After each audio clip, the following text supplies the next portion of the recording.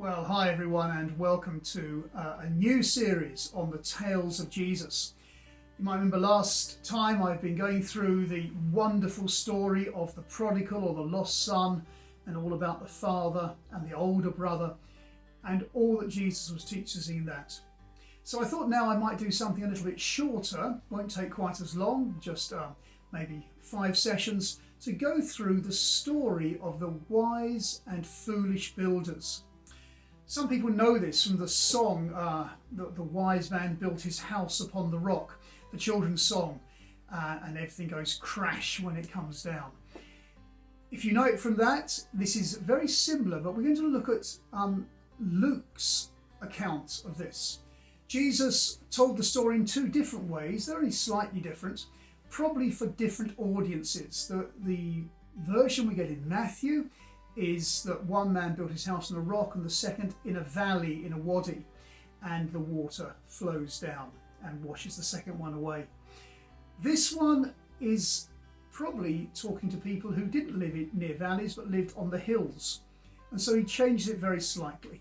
So here we go. This is Luke, and it's chapter 6 and it's verse 40, and this is how it goes. Jesus is speaking.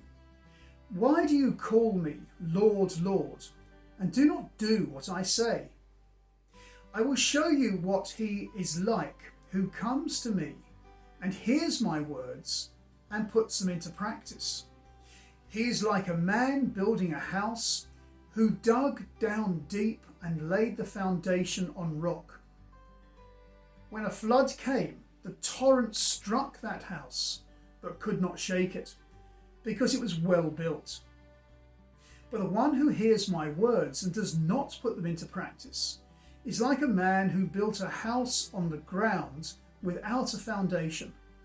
The moment the torrent struck that house, it collapsed, and its destruction was complete.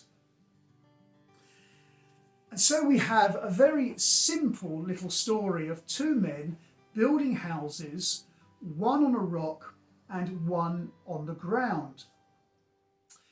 And for this first session, I want to just talk a little bit more about the story so we understand what lies behind it. And then as we go on, we'll look at what the 2 men mean, what it means to build your house on a rock or on ground. Now, I've had the great privilege of living in Jordan and in the Middle East, and I know that in the hills of Jordan, it is very similar to the hills around Jerusalem and Hebron and Ramallah, these places where Jesus was. And there is always rock not too far under the ground. It is quite a rocky place on those hilltops. But there is also a layer of clay. And that clay in the summer gets baked as hard as rock. In the Old Testament, it's likened to bronze. It's so hard. The climate in that part of the world has very hot summers, rather like a hot Mediterranean climate in Greece or somewhere, where you get 30, 40 degrees centigrade, no rain during the summer, and it's really hot. But in the winter, you can get snow. It's quite high. It's 1,000 metres high. It's about the height of Ben Nevis, that kind of height. So you get snow and you certainly get rainfall, and quite a lot of it. And so Jesus is talking to house builders on these hilltops. And the building at that time would always have taken place in the summer. Building work was extremely hard work. It's hard work today in this country. I can see builders just down the road from me, and the diggers are there digging out into the earth so they can put concrete foundations down and then build up with bricks and wood and so on. Back then, there were no diggers unless it was by hand. But they knew the rock was underneath somewhere. So the good builder would dig and dig and dig in this incredibly hard clay until he got to bedrock. And on the bedrock, he would then build his house. And the way they built houses back then was with the rock of the area, big stones, and they would cement them with mud mortar. This was before cement. And so the house would be built up, and it would be a summer project because it was dismal to try and build in the winter. But the lazy man, or the man who thought it would be good enough, and seeing how hard this clay was, would build his house on the clay.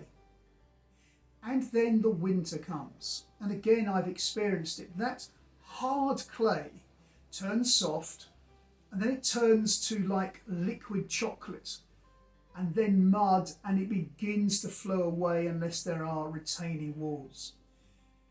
And so the foundation under this man's house would slowly start to disappear. And as a result, the mud cement could not hold the rocks, the wall would start to bulge, and the house would fall down. Whereas the man who built on the rock foundations, that water could do nothing to undermine the house. It's a real life situation for Jesus' time. All the people there would have known it and seen both situations. But why does Jesus tell this tale? It's not about house building.